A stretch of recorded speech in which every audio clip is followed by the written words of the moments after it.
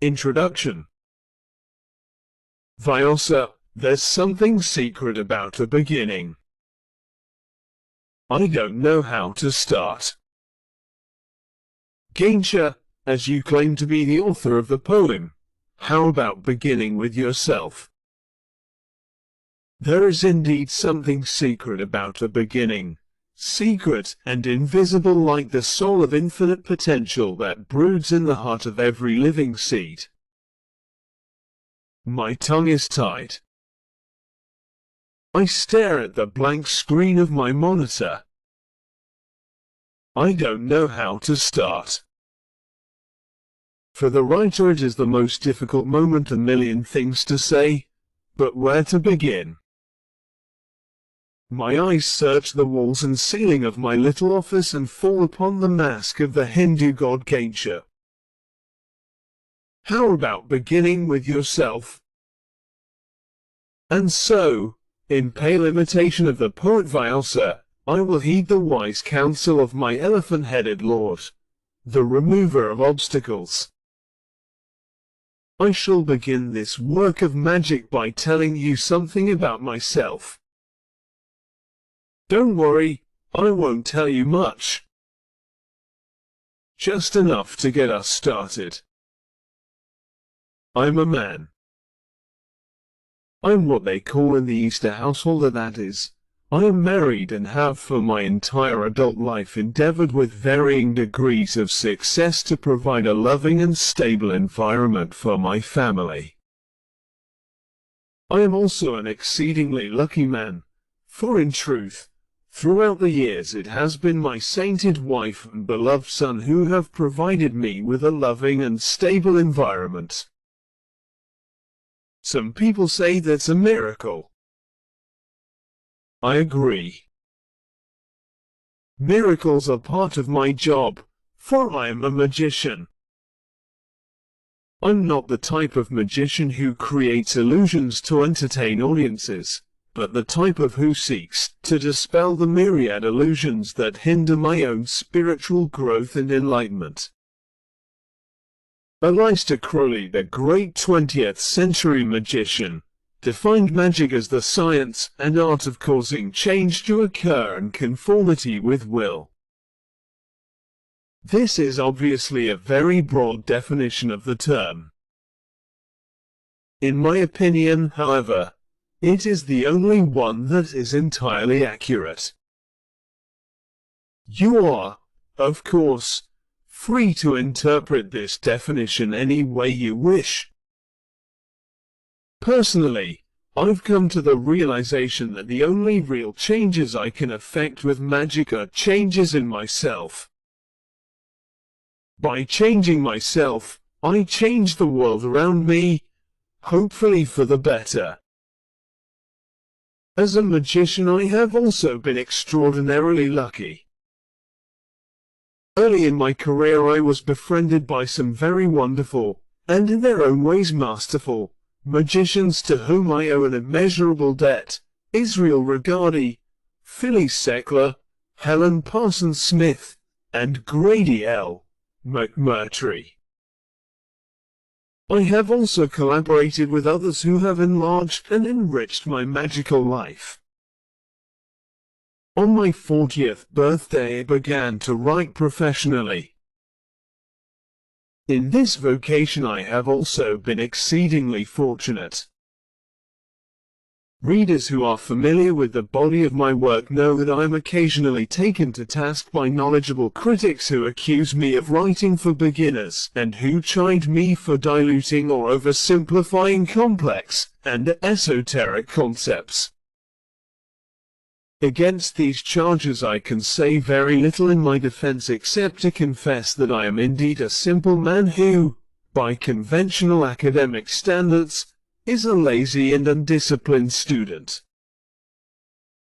I write about things with which I'm familiar and have had hands-on experience. One of those things is Enochian magic. I began my study of this most curious of quaint and curious subjects in late and began practicing it in earnest in autumn of 1980. Back then there was very little published information available. The only person I actually knew who had any significant hands-on experience with the system was Dr. Francis Rigardi, who cautioned me in no uncertain terms that I probably shouldn't be dabbling in such things. I hope to remedy this, at least in small measure, by writing this book. I feel qualified to do this not because I have any illusions that I am the world's most knowledgeable scholar on the subject. I offer simply the credentials of nearly 30 years of applied experience with several aspects of Enochian magic. I have come to some very fundamental conclusions that I believe might be of significant and practical value to both the speculative student and the operative practitioner of this elegant and complex magical system. Before I plunge us directly into those waters, however, I need to briefly address the question of why a relatively sane and rational 21st century adult would wish to seriously embark upon the path of magic. Prologue. Why magic? Magic is as mysterious as mathematics, as empirical as poetry, as uncertain as golf, and as dependent on the personal equations as love. I'm a magician. I practice the art of ceremonial magic. I adore and invoke the essence of highest deity and hold congress with divine angels. I also evoke and command spirits and demons. 18 Ceremonial magic is the path I have chosen to give expression to the spiritual yearnings I believe are inherent in every human being. I have closets and chests full of bizarre and colorful robes and crowns and wands and daggers and chalices and swords and lances and thuribles and banners and veils and rings and incense and candles and oars and tablets and talismans and mirrors and crystals. Make no mistake about it, magic is an art form, and every true magician is an artist. Just like the musician and dancer, the magician must practice, create, and perform. Just like the painter or sculptor, he or she must be armed with proper tools, skills, knowledge, and, most of all, inspiration. In a very important way, I believe they are. As quantum physicists tell us, both the observer and that which is observed are changed by the act of observation itself.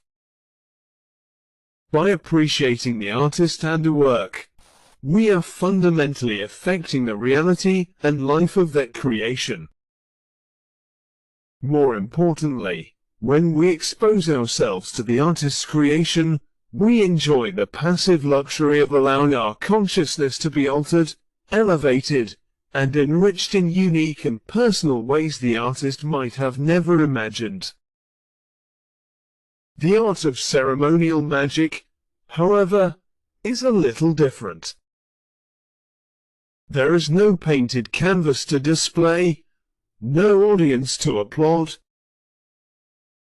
Regardless of how altruistic the magician's motives may be, magic is spiritual performance art that must ultimately be executed and appreciated by the magician alone. I shall lay aside the question of why magic.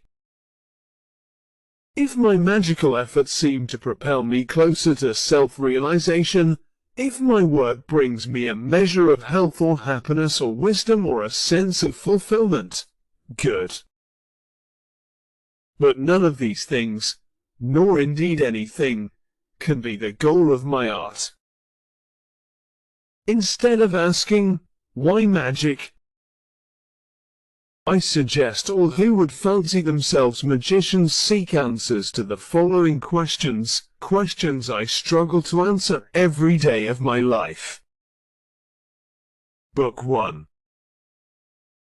Don't try to duplicate the magic Dee and Kelly did to receive the system, just use the system they received.